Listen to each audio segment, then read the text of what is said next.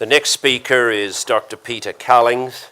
Dr. Kallings graduated from the Swedish University of Agricultural Sciences in Uppsala in 1981 with a degree in veterinary medicine. In 1998, he received a PhD for his work on the effects of bronchodilating and non-steroidal anti-inflammatory drugs on performance potential in the horse.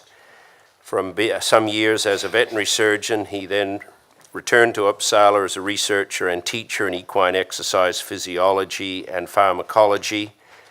He is now the Director of Research at the Swedish-Norwegian Foundation for Equine Research. His equestrian and racing federation roles include being the veterinary consultant to the Swedish Equestrian Federation, a national racing and testing veterinarian, an FEI veterinary delegate in all disciplines, bar reining, an MCP testing vet, and a member of the FEI List Advisory Committee.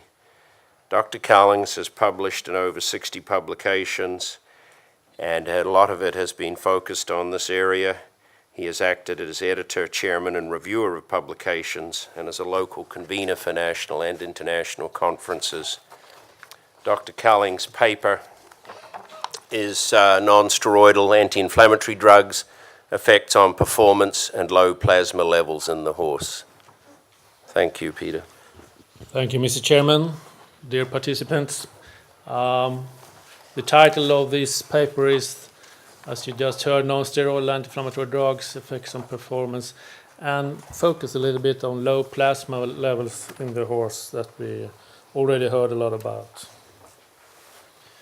We had the opportunity in Sweden, in Uppsala, to have a quite extensive unit, equine exercise physiology unit, with a clinical pharmacology. Same problem as the other speakers. We have a treadmill equipment, we have a racetrack, we have both research horses and we have racing horses. We have a lab just in close to this institution that could do all the administration analysis for us. We had during the years studied a lot of drugs, started actually with bute, flunixin, banamine it was called at that time.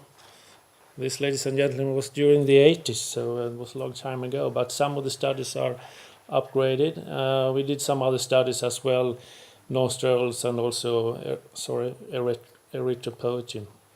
This is a tricky one, yep. I'm not the first one to realize that. Okay, here we go. Then when you want to, there we are.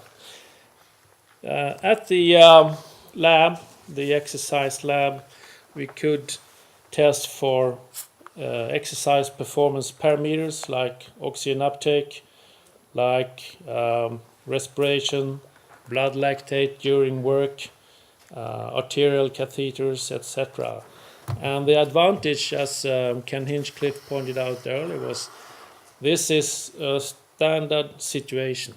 If you want to do an objective scientific study, if you do field studies, you heard you had to use 2,700 horses or something like that. But if you have a limited amount of horses, research horses or maybe clients' horses, normally we do studies between 6 and 8 horses. And that costs both time and money, that small number. So you need to have a very objective, statistic, sufficient environment. It's the same surface, it's the same temperature, it's the same wind, it's the same driver, i.e. the treadmill is going exactly the same meter per second before without drug and after with drug. If you go outside and do studies on track, as we have done as well, trying to simulate a race, you still have to try to standardize the situation. So you try to use different apparatus, equipments, telemetric systems, and also high-speed filming. And for example, when we studied flunixin in a treadmill exercise and also to part and track exercise, we could see an increased heart rate. And we could see at the treadmill exercise an increased blood lactate, whatever that say, as Ken pointed out.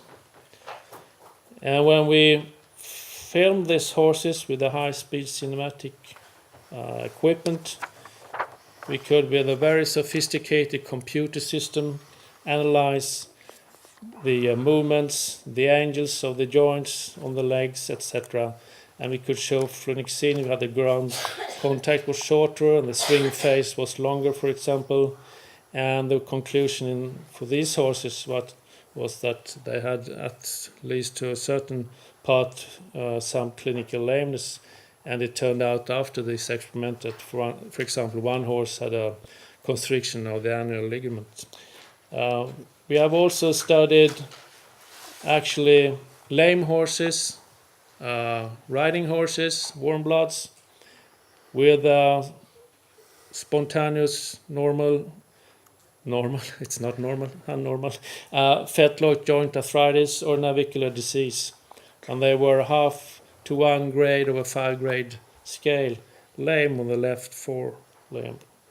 And then we studied, again, different exercise treadmill parameters, but also high-speed filming, all the reference points, and we could also have accelerometers and force measuring devices to see if there was any change between without medication or with medication.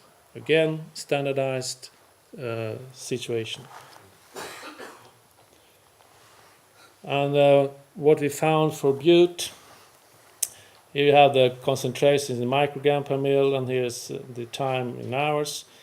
And this was a standard dose in Sweden at that time. It's actually 2.5 milligram kilo twice a day, i.e. 1.25 gram every 12 hours. And what we could see, despite an increased heart rate at exercise, was that actually in the lame horses, Klein horses, we could see elevated pain, i.e. lameness was gone for up to 49 hours. We did measurements 6 and 30, 24, 37 and 49 hours, and then actually with some of the horses we tested 14 days later as well, and then they were lame again. So we could actually show in the most objective way we could that was effects up to actually 49 hours. And at that time, very low levels, actually below 1 microgram per mil plasma, as low as 0.25 or 0.5. And at the same time, we also looked at the inhibition of the thromboxane. As you learn now, you see in a lot of slides some inhibition of prostaglandins and thromboxanes, and we could see an inhibition up to significantly for 24 hours, and then it raised again about 48 hours. So that's two ways of studying effects of drugs. On the other hand, we could see no effect on oxygen uptake, no effect on respiration, and actually on plasma lactates, etc. So the normal performance exercise physiology parameters were not changed, as you already heard by Ken Hinchcliffe. And there was, I should say also, the racetrack study, there was no change in race times or at the incremental exercise test on treadmill, there was no change in time to fatigue.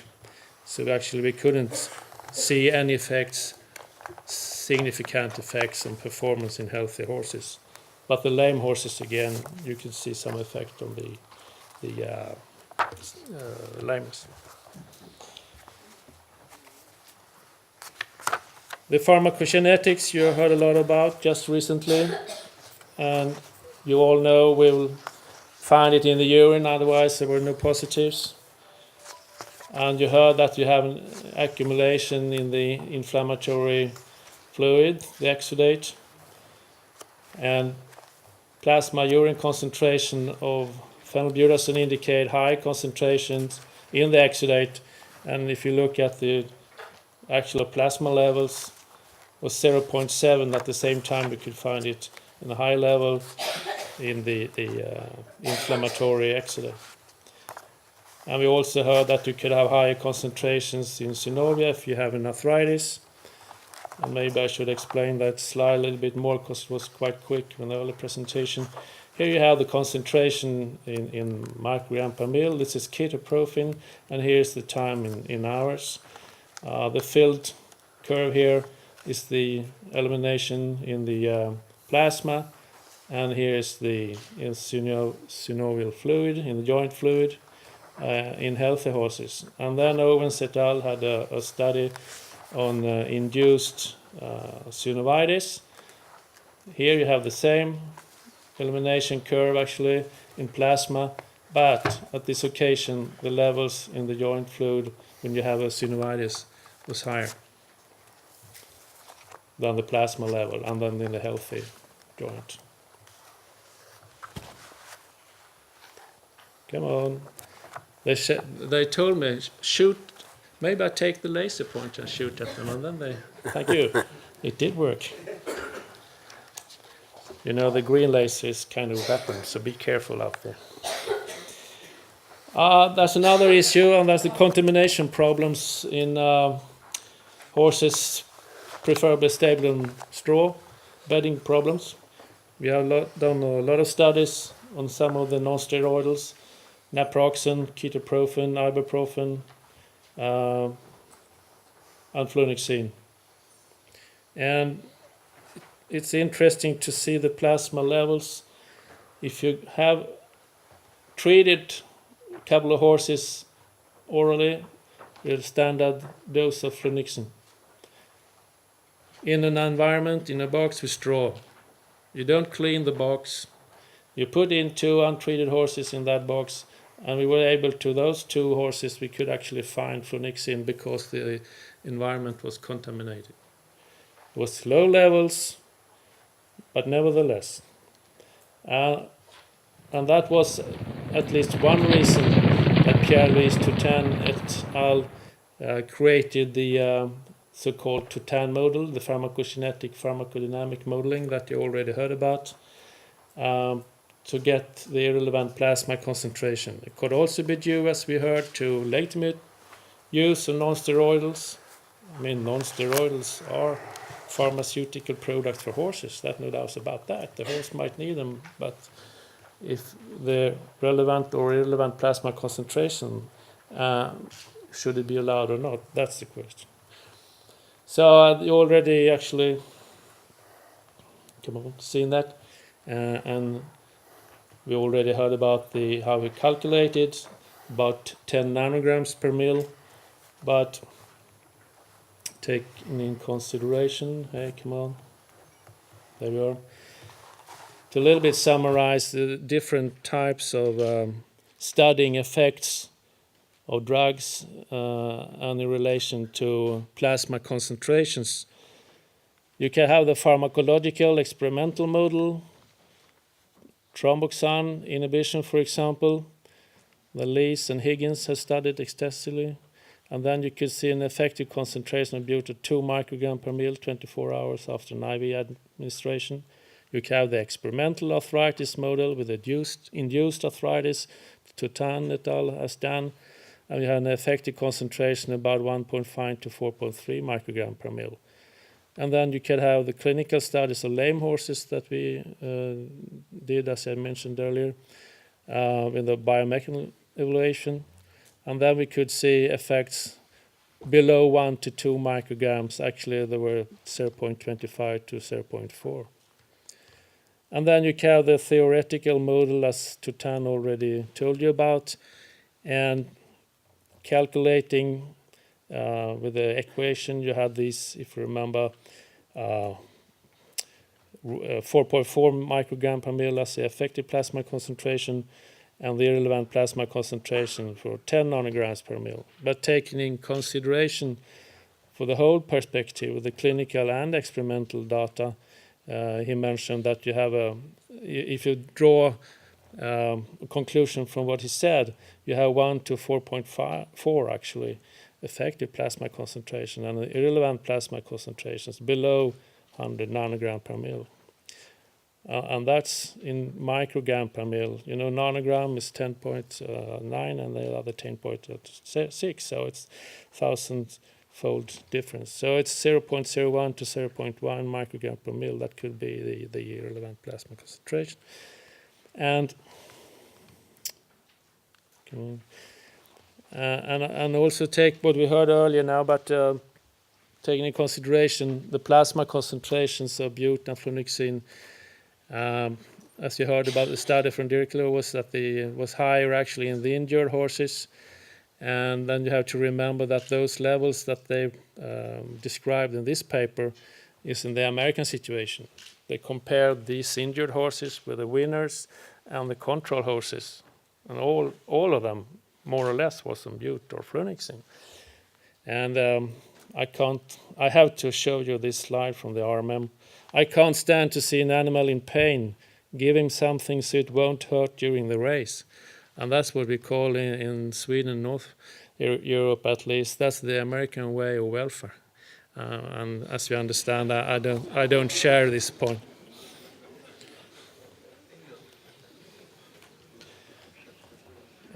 We also heard about the review, very comprehensive and well done study review that was presented at the ICRA, the International Conference Racing Analysts and Veterinarians in Turkey a couple of years ago, and the proceedings just arrived some months ago.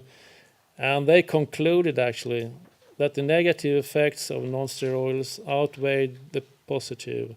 And the outcome of this was that the routine use of non-steroids cannot be justified on scientific grounds. And since we're here to find the scientific grounds how to do things, I have to show you this slide as well. And then talking about comparison with the human sports and the athletes and the what I understand when you look for the literature, current updated literature and reviews are concerned about, that we heard just the presentation before me, are concerned about the misuse of non-steroids. In Sweden, Voltaren, taking 1 tablet a day for a soccer player, football player. We call it football candy. They take it every day. It's crazy. And they have problems when they get older, I could tell you. I mean, the prophylactic use of non-steroids is not safe, and they may negatively impact musculoskeletal pathology. So it's actually a recommendation in modern literature. There was a review last year from British Journal of Sports Medicine by Stuart Warden, and he referred to recommendations supporting the use of non-steroids for clinical indications, i.e. injuries rather than prophylactically, is the observation that their negative effect on musculoskeletal tissue adaptation can be diminished if the non-steroid is taken after the fact, i.e. after exercise, than rather prophylactically.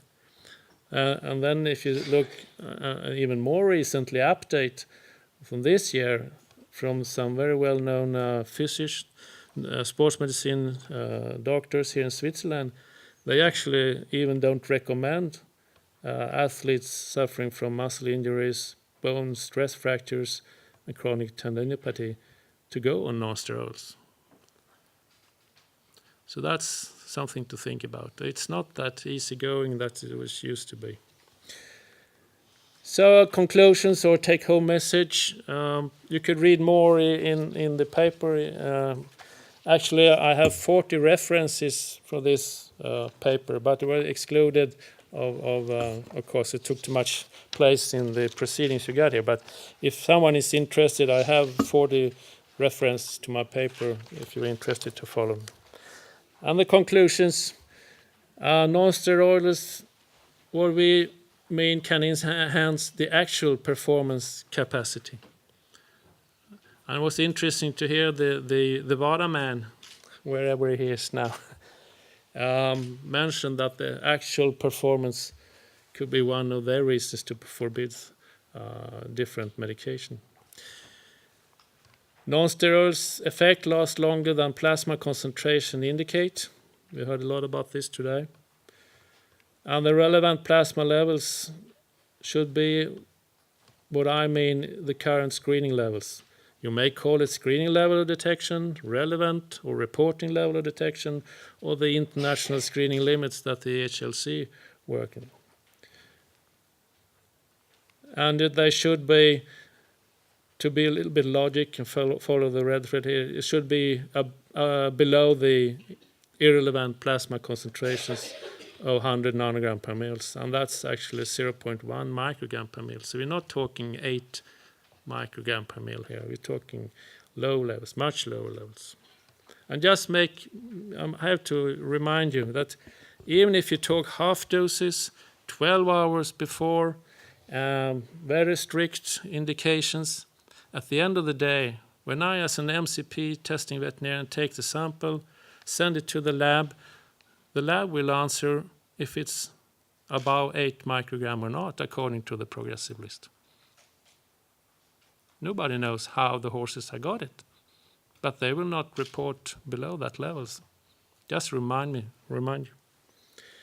So my conclusion at the end of this slide is that non-steroids threaten horse welfare by masking pain and lameness. So we cannot allow it during competition. It might be good other circumstances, but not at competition. And I'm not quite sure there will be time for questions, but maybe later. Thank you very much.